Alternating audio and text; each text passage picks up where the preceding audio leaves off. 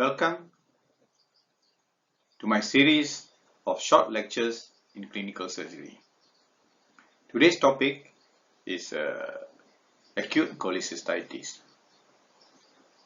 which is most commonly or almost always due to gallstone disease. This is a very important condition as it is very frequent and is one of the most important surgical problems we see in the ward. What is acute cholecystitis? Acute cholecystitis is the acute inflammation of the gallbladder that develops within hours and usually or most commonly due to a gallstone obstructing the cystic duct. Okay, this is the gallbladder with the cystic duct here. So it contains gallstones, and these gallstones blocks the cystic duct. As a result, the gallbladder becomes acutely inflamed, and that is acute cholecystitis. Acute cholecystitis mostly associated with gallstones. In fact, almost always is due to gallstones, 90%. And in 90% or 95% of gallstones in such cases are found impacted in the Hartmann's pouch or the cystic duct. Okay, see the gallstone here, the gallbladder here, and the stone is impacted in the Hartmann's pouch here. Okay, or the cystic duct. There are three types of gallstones: cholesterol stones, pigment stones, and mixed stones. Whereby the most common is mixed stones, a mixture of cholesterol and bile pigment stones. The pathophysiology of acute cholecystitis is shown in this slide. This is a gallbladder. There is a stone obstructed in the Hartmann's pouch or the cystic duct here, causing obstruction. So the first phase of the process is the impaction of the gallstone in the Hartmann's pouch or the cystic duct. So that is the obstructive part. As a result of this obstruction, the gallbladder becomes distended due to increased intraluminal pressure. That's the second phase.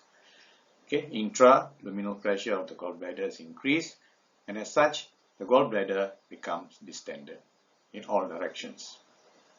And this distension causes pain, the visceral pain, which is vague pain over the right hypochondrium and the epigastric region in the right upper quadrant.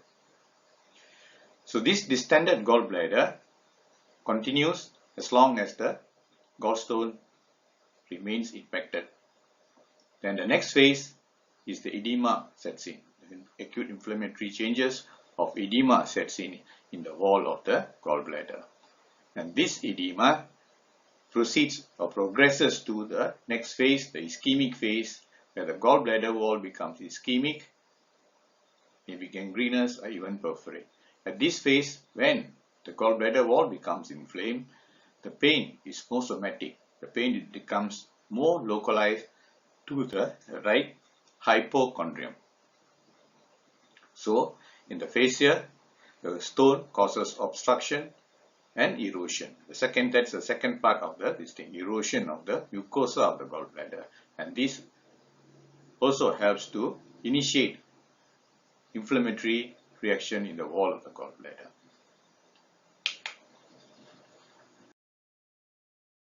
Okay, this is another diagram showing you the phases in the progression of acute cholecystitis. The stone causing obstruction, and this obstruction causes biliary colic due to the gallbladder trying to contract against this obstruction. In biliary colic, this is transient, the stones drops back and the rest, all the changes reverse and does not progress. If persistent obstruction of the impaction of the stone in the cystic duct triggers a chemical cholecystitis, septic cholecystitis due to secondary infection by bacteria, which leads to empyema of the gallbladder, gangrene of the gallbladder, and lastly perforation and peritonitis. Okay, again obstruction of the cystic duct, distension of gallbladder, wall becomes ischemic, the inflammatory edema sets in the wall of the gallbladder. This leads to the stasis, leads to bacterial infection, and that goes into the septic cholecystitis. So these are the various phases in the progression of acute cholecystitis, from biliary colic right until perforation. Okay, let's see here another chart to show you. The stone here causes two things. Obstruction is the main problem, and secondarily there's also a mucosal erosion in the gallbladder which causes destruction by the cells by toxic bile salts. Okay, because the cells are now exposed to toxic bile salts. Obstruction leads to stasis, and this will lead to secondary bacterial infection and necrosis and perforation. Okay, this is a summary of the pathological physiological changes that take place. Stone obstruct the bile flow, distension and ischemia of the gallbladder, mucosa damaged by lysozyme and trauma by the stone, the mucosal irritation, and this leads to chemical cholecystitis. Followed by, if the obstruction is relieved, the stone falls back into the gallbladder, then the whole process reverses and the patient becomes asymptomatic. Otherwise, it proceeds on to form secondary bacterial infection leading to septic cholecystitis. And the sequelae will be, if the stone slips back into the gallbladder, relief of the obstruction takes place and inflammation subsides. And this is known as biliary colic. So biliary colic is a transient obstruction and inflammation, chemical inflammation of the gallbladder. Continuous obstruction leads to secondary infection and empyema of the gallbladder, gangrene and perforation of the gallbladder with localized or diffuse peritonitis. And this stage, the mortality can be high, that's at 50%, especially in patients who are at high risk, diabetic patients, elderly patients, immunocompromised patients. Their mortality can rise as high as 50%. Okay, it is very important to know what bacteria secondarily infects the infected or obstructed gallbladder. The bacteria are usually gram-negative aerobes, okay, especially E. coli, Klebsiella, Streptococcus faecalis. There's also, in severe cases, there's also anaerobic bacteria. This includes Bacteroides, Clostridia, which at times causes aerobilia, gas in the biliary tree. And it's very important to understand the causative organism, to appreciate what is your causative organism, so that you can cover the patient effectively with broad spectrum or relevant antibiotics. The most commonly used antibiotics will be cephalosporin with metronidazole.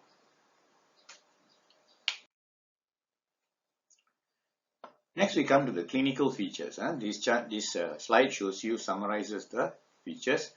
First, they have the 4 F's here, or in fact, I've added another one, 5S. Patients are usually fat, fertile, female, 40, age of 40 years old, and with a family history. The patients usually present with colicky pain in the right upper quadrant of the abdomen, and is more prolonged, nausea and vomiting, and initially low-grade fever. Then fever, this picture here shows you the summarizes. Fever with leukocytosis. Patient may be jaundice. Usually the jaundice is mild. Nausea, vomiting, anorexia, fat intolerance, and pain. Right upper quadrant may radiate to the back and may increase with deep breath. It may also radiate to the right shoulder. Patient also feels a fullness and abdominal distension.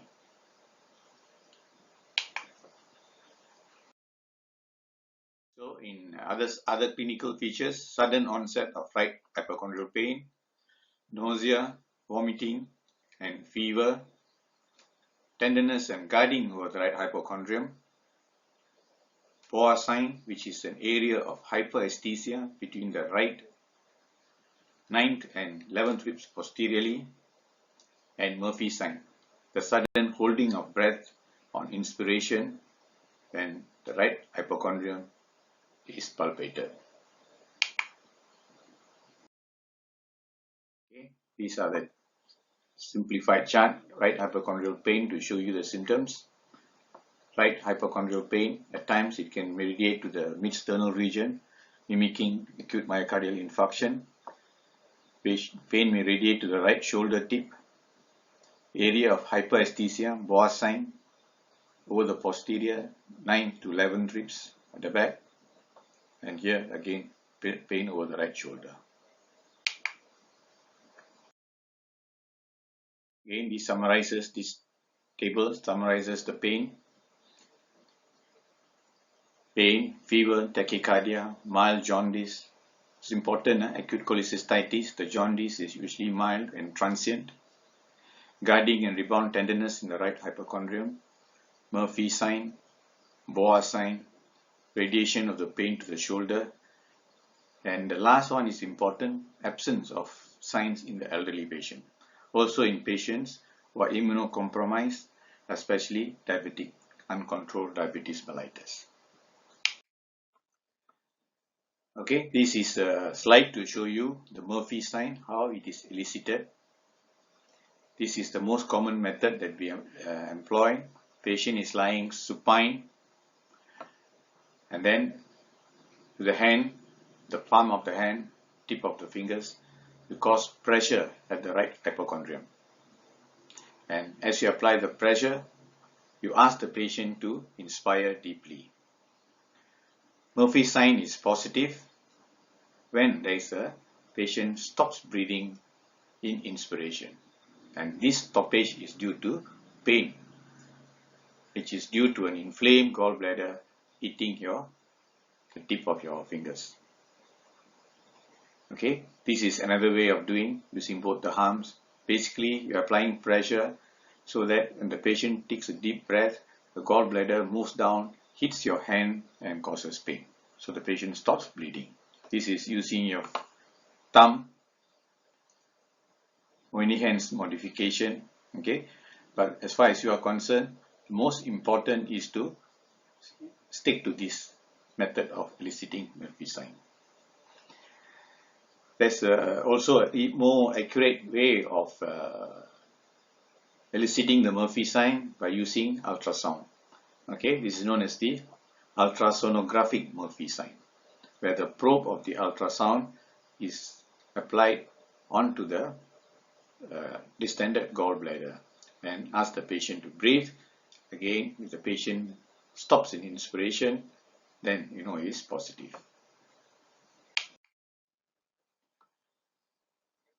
Next, what's the difference between biliary colic and acute cholecystitis? Here are two things. Basically, biliary colic is a transient obstruction of the neck or gallbladder or the outlet of the gallbladder. And there's no, in early stages, there's no inflammatory response. As a result, usually there's no fever, no tachycardia. Whereas in acute cholecystitis, the pain is more constant. It's due to a more permanent obstruction, impaction of the gallbladder outlet by the stone. Pain is in the right hypochondrium or epigastric region, and there is signs of inflammation such as fever, lethargy, and tachycardia. Whereas the pain in biliary colic is usually sudden, dull, and colicky in nature, localized to the right hypochondrium, and may radiate to the epigastrium and the back, similar to cholecystitis. But in this case, the pain and symptoms are usually self-remitting and transient. The pain is precipitated by the consumption of fatty foods and associated with nausea and vomiting in both cases. The Murphy sign may be negative in biliary colic, but is usually positive in acute cholecystitis, and the presence of guarding and rebound tenderness in the right upper quadrant may suggest gallbladder perforation and peritonitis. So in these patients, if there's guarding, you must look for features of sepsis, such as fever with chills and rigors, tachycardia, and patient appeared to be looking very ill. In general, in biliary colic, once the pain relief has started, symptoms usually settle very quickly. So it's a matter of hours, the patient recovers from his symptoms. The classical feature of presentation of biliary colic is a patient who has a heavy meal at night, and hours after he goes to bed, he's suddenly woken up with severe right hypochondrial pain with vomiting and severe nausea. And on treatment, the patient's symptoms subside within a matter of hours. But next morning, he feels much better. The symptoms and signs have subsided, and patient is very ready to go home. Okay, this table again shows you the differences between presenting features between biliary colic and acute cholecystitis. Similarly, initially they all appear same. There's sudden onset of intense right abdominal pain, the right hypochondrion, radiate to the shoulder, associated with sweating, nausea, and vomiting. Okay, the features that differentiate is biliary colic from acute cholecystitis is the features of acute inflammation, which is absent in biliary colic. Fever, leukocytosis are traditionally or classically, typically absent in biliary colic, but present in acute cholecystitis. So is tachycardia, also is a big feature of acute cholecystitis, not biliary colic. So acute cholecystitis, the pain is more localized, whereas here it is vague pain in the upper right abdomen, and this is due to visceral pain. And here it is quite localized to the right hypochondrial region. Here it is very vaguely located in the right upper quadrant and epigastric region. Acute cholecystitis lasts longer, more than 3 hours. This is usually within 3 hours the symptoms may reside. Murphy sign is usually positive in acute cholecystitis and usually negative in biliary colic. Fever is present in acute cholecystitis and usually absent in biliary colic. Leukocytosis is present in acute cholecystitis and absent in biliary colic. So basically, features of acute inflammation is present in acute cholecystitis but typically absent in biliary colic. And this is transient, this is prolonged.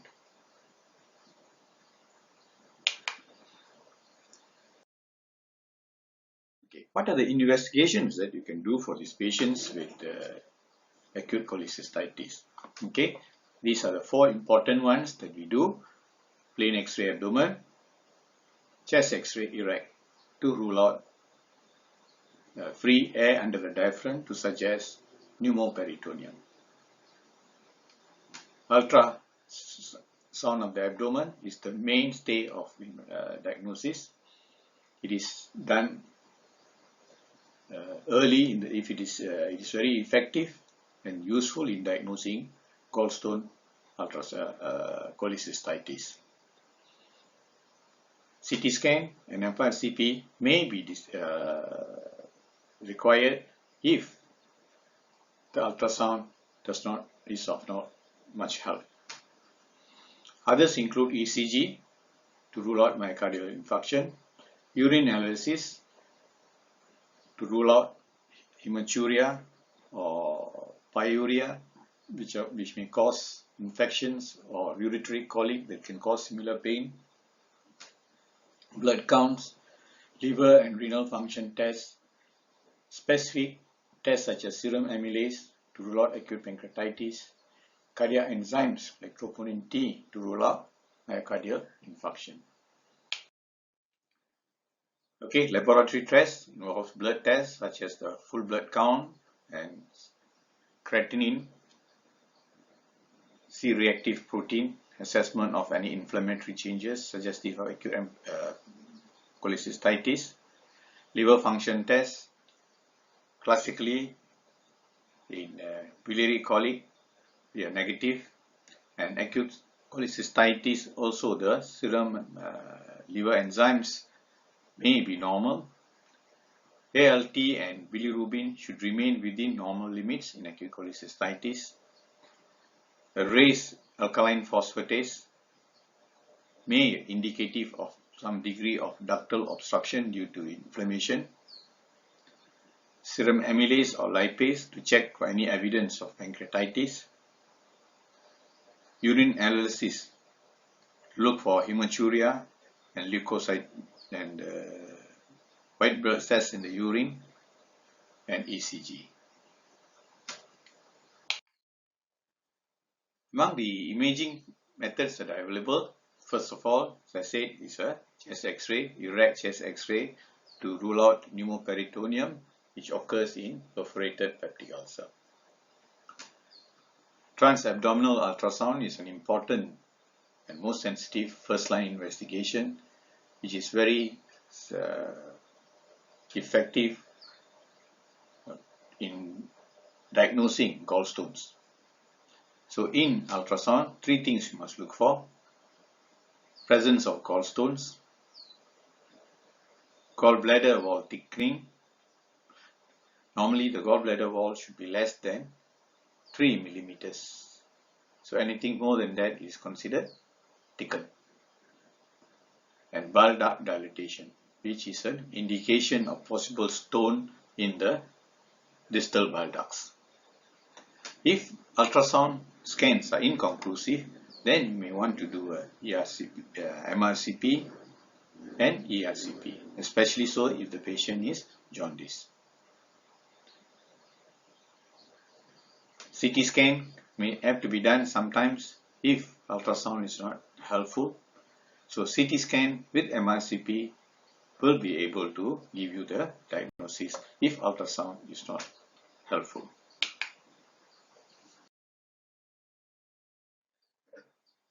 Okay, this is an ultrasound image of a patient with gallstone biliary colic.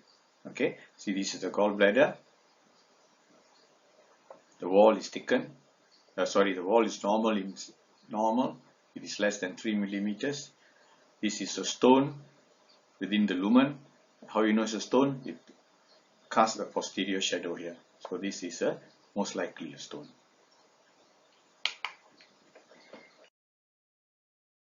Okay, this is another ultrasound image, and this in this case is acute cholecystitis, where the wall of the gallbladder is inflamed. There are inflammatory changes, thickened wall, and also edema known as pericholecystic fluid. So there is a stone here with posterior shadow. So these are features of gallbladder inflammation. So it's acute cholecystitis. This is another picture of a gallbladder, more severe cholecystitis. Okay, the wall is thickened with pericholecystic fluid here. There's biliary sludge and stones. See, you can stones here. Posterior shadow, and posterior shadow. This is a severely inflamed gallbladder, can even be an empyema of the gallbladder. This is a MRCP film showing you multiple filling defects in the gallbladder as well as in the lower end of the bile duct. The MRCP is very useful for detecting stones in the gallbladder and more so in your bile ducts.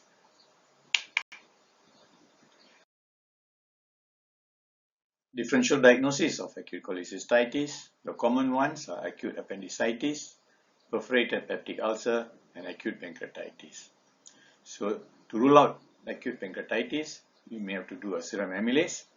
Perforated peptic ulcer, normally erect chest X-ray in the majority of cases may reveal there under the right diaphragm. Less common, acute pyelonephritis on the right side, myocardial infarction, and pneumonia involving the right lower lobe. What are the complications of acute cholecystitis? Empyema of the gallbladder, gangrene, perforation of the gallbladder with bile peritonitis, which is a very serious complication, secondary bacterial infection leading to sepsis and septicemia.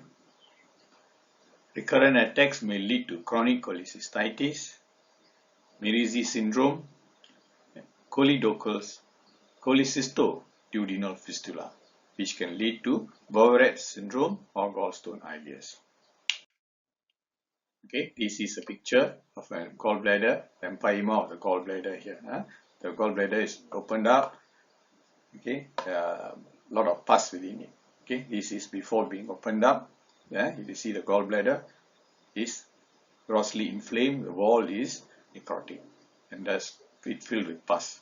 Okay, and these patients are usually unwell and septic, and there's significant morbidity and mortality, especially in high-risk patients like elderly patients, immunocompromised patients, and diabetes patients. And it is usually diagnosed with ultrasound, and you may need a CT scan to determine the severity of the inflammation. Okay, this is a gangrenous gallbladder after surgery. So you can see this is a normal color. The gallbladder is darkened.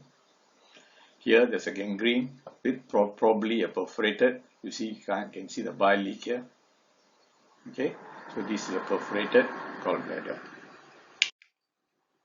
These are all CT scans.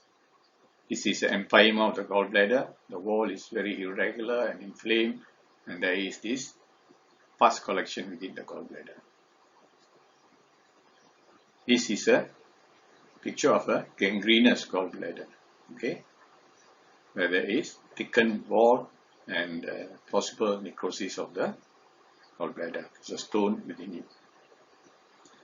This is a perforated gallbladder. See, there's a defect in the wall of the gallbladder that is distended, and there's collection of bile around the gallbladder. Very cholecystic fluid.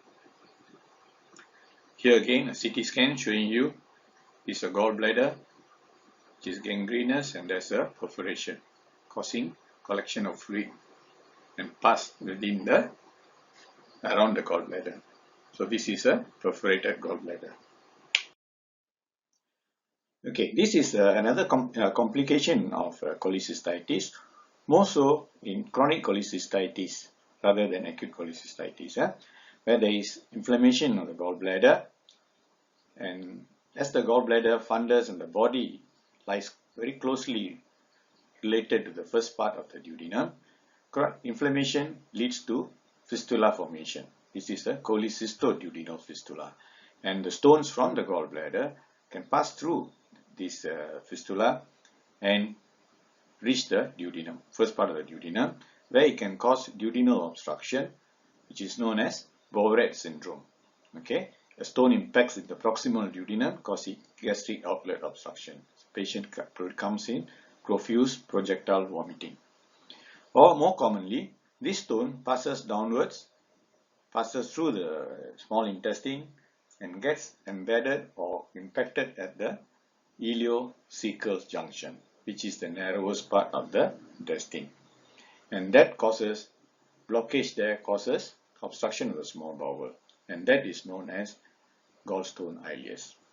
Okay, so Boveret's syndrome and gallstone ileus are complications of cholecystitis, where cholecystoduodenal fistula is being created. Next is Mirizi syndrome, which the stone in the Hartmann's pouch can cause chronic inflammation, acute and chronic inflammation, and cause pressure on the common hepatic duct.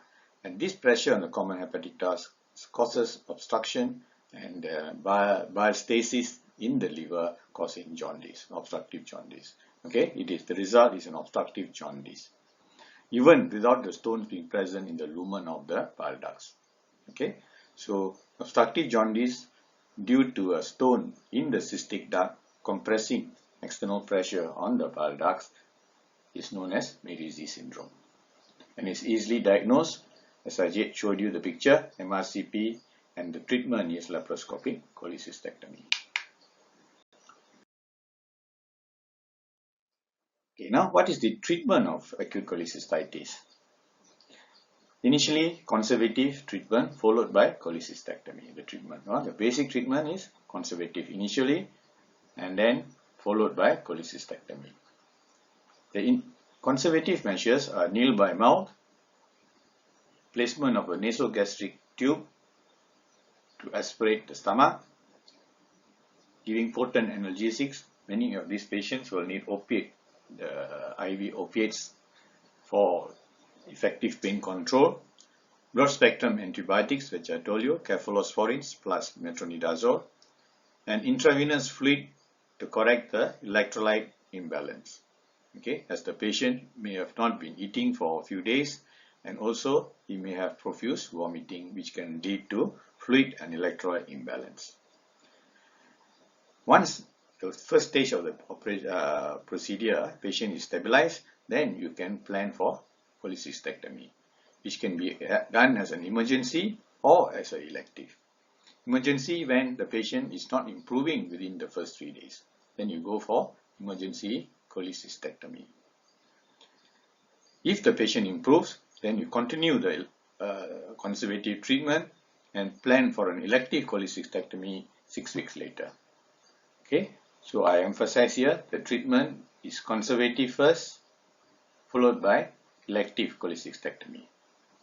Unless the patient develops complications, then you go for emergency cholecystectomy. And the cholecystectomy, the preferable choice is laparoscopic. As far as possible, you go for laparoscopic cholecystectomy. The other treatments, biliary colic, initial treatment, IV fluids, analgesics, opiates, elective cholecystectomy after 6 weeks. So I told you biliary colic is a transient obstruction and pain, and the patient, but there's a high chance of recurrence leading to complications later if not treated surgically. So in these patients, you go for elective cholecystectomy 6 weeks after the first attack. Acute cholecystitis, initial resuscitation followed by antibiotics, and emergency cholecystectomy or early cholecystectomy if the patient does not improve.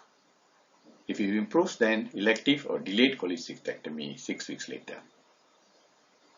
For complications of acute cholecystitis, is always emergency or urgent cholecystectomy for empyema, gangrene, and perforation. First of all, patient is actively resuscitated, potent antibiotics given intravenously, and urgent cholecystectomy done. I put the last one here is asymptomatic gallstones. Okay, what to do with patients with asymptomatic gallstones? So these patients generally do not need cholecystectomy, okay, unless they are special risk for complications such as diabetes or patients with concomitant or presence of polyps in the gallbladder with gallstones. Such patients, you need to recommend to do a cholecystectomy, because in diabetes patients, if they develop acute cholecystitis, the chances of complications are much higher than other patients. The last one is about a word about acalculous cholecystitis. This is sometimes people are very confused as to what is acalculous cholecystitis.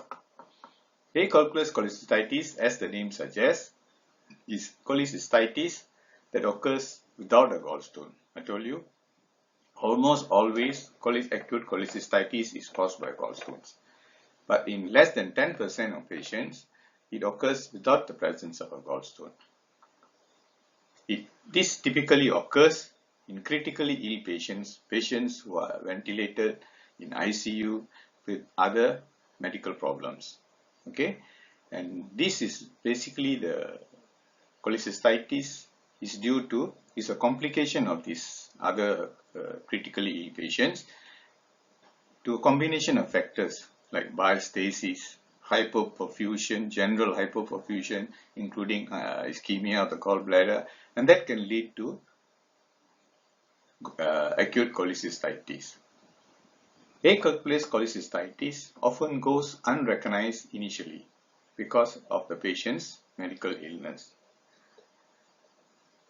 It is associated with high mortality and due to septicemia and the comorbid medical conditions that are existing. Treatment is emergency cholecystectomy, but the prognosis is poor, okay, because of the poor general condition of the patient.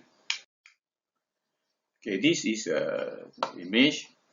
This is an ultrasound image of a patient with marked gallbladder thickening here. Okay, and there's hypogenic echoes here in the wall of the gallbladder, but there's no gallstone seen within the gallbladder. This is acalculous, acute acalculous cholecystitis. Okay, with possibly gas in the wall of the gallbladder known as emphysematous cholecystitis. This is a CT scan of the patient showing you this is the gallbladder with this leakage. Okay, this is there's no gallstone within the distinct. There is massive inflammation of the gallbladder, and this is your acute acalculous cholecystitis. In summary, these are some important facts about acute cholecystitis. Acute cholecystitis is acute inflammation of the gallbladder that develops over hours. It is an acute onset, almost always because of a gallstone causing obstruction of the cystic duct. The symptoms include upper quadrant pain, right upper quadrant pain, and tenderness. Sometimes, if it is infected, secondarily bacterial infection, leads to fever, chills, nausea, and vomiting. Diagnosis is mainly by ultrasound scan, which is an effective tool in the diagnosis of acute cholecystitis. Clinical features with the presence of stones on ultrasound are more or less definitive diagnosis of acute cholecystitis. Treatment is conservative initially with antibiotics and analgesics, followed by laparoscopic cholecystectomy, which is done either as emergency or as an elective procedure after 6 weeks.